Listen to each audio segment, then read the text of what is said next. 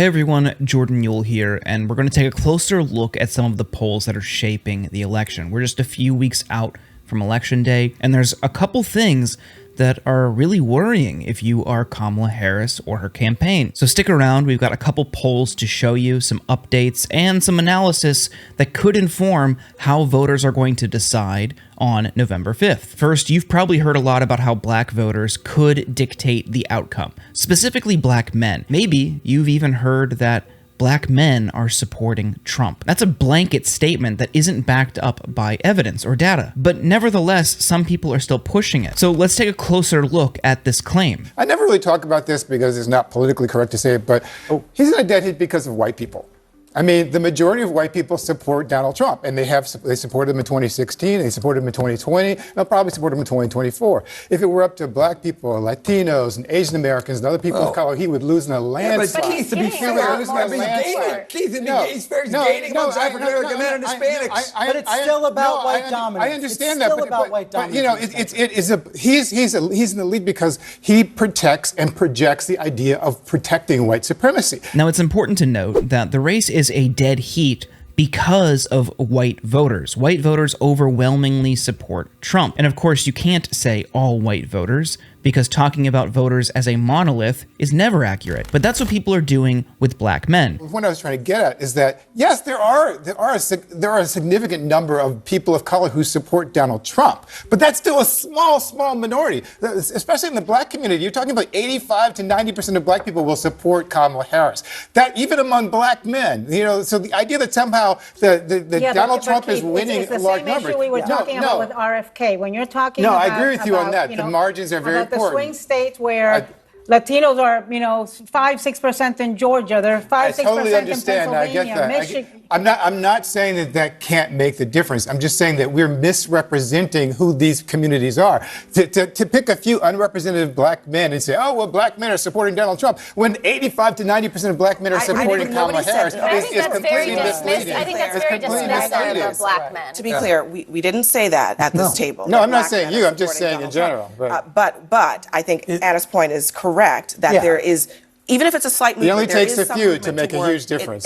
And Keith Boykin makes a really good point. You take a couple outliers and try to project that onto an entire population. And that type of analysis is reckless. It misinforms your viewers or readers, and it leaves people totally confused about the realities of the situation. And with all of us trying to read the tea leaves and decipher polls, it's ultimately unhelpful. But that kind of messaging is what Trump has been relying on to peel away more black male voters. And we'll get into the dangers of that kind of messaging in a bit, but first, let's take a look at some of the polling numbers just to get a better sense of where black voters are. So you can see, based on past cycle exit polling and current projections, Trump is making small gains with black voters. But to go from 9% in 2020 to 15% in 2024, tentatively, how is that accurate to say that black voters support Trump? Of course it's not accurate, but what he's trying to do is undercut the base, because black voters traditionally have been reliably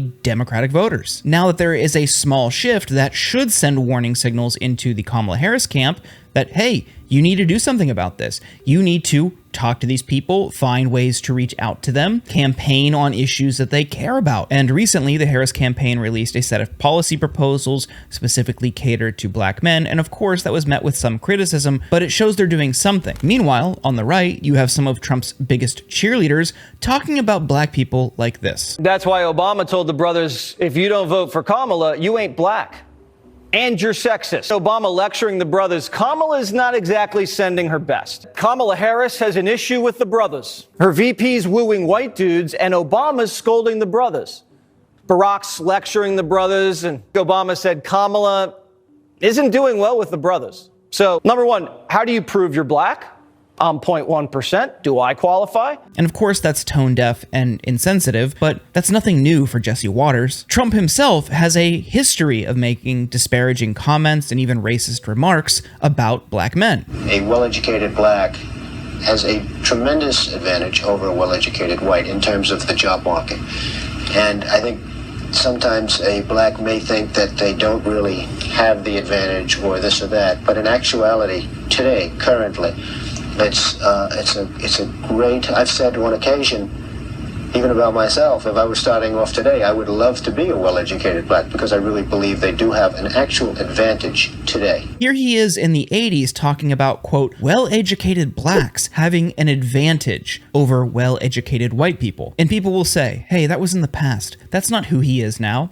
Okay, let's look at who he is now. We're going to take the Department of Education, close it. I'm going to close it. We'll have one person, could be you if you decide to retire. Okay, Mr. President, here's what bothers me. Here's what bothers me about that. So let's say you have a liberal city, let's Los Angeles, San Diego, and they just decide we're going to get rid of that history. We got new history. This is America built off the backs of slaves on stolen land. And that curriculum comes in. Then we don't send them money. If you missed that, he's saying that he would defund public schools who teach students about the history of slavery in this country. Also, there are things from his racist past that are coming back to haunt him now. But this letter right here says the Lord will punish Yusuf for what he did to that poor defenseless girl. And then directing their attention to my mother, you will also be punished for raising such an animal.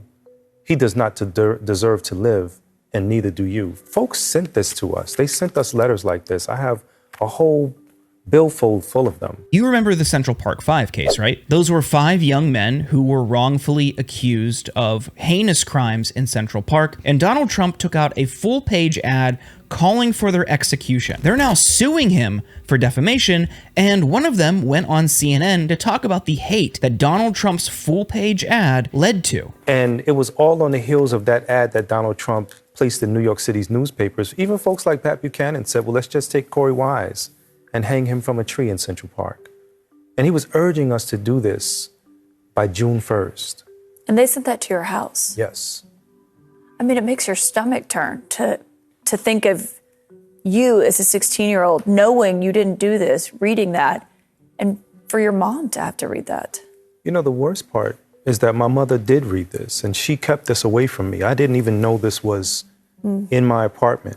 For the whole time that I was in prison, I came home to a box of letters that I had sent my mother, and attached to them was a little stack of mail that contained all of these letters.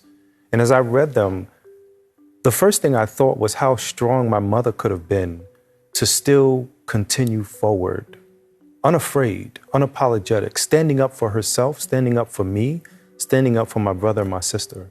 And she's always been like that. So for a lot of people, it is probably confusing when you see this, when you know his history, to then look at the polling and show him making slight gains. You might think that the polls are wrong, and they very well could be. Or if you do think that he is making these gains, you might wonder why. And I think it's fine to accept those polls as fact and then analyze the environment, the landscape. And I think for a lot of people in this country, and this isn't just with black voters, there are people who are disillusioned with the current political system. And of course, Harris and not even Biden are solely responsible for that cynicism. You've had career politicians in Washington routinely ignore economic and material conditions affecting everybody, people of all stripes and backgrounds. But to have politician after politician come around every cycle, speak to the issue, but never deliver any solutions on it will lead to people disengaging or switching sides. It's not that people are looking to Trump and thinking, wow, he's better on racial justice, or he's better on these issues that appeal to me and my identity. It's, hey,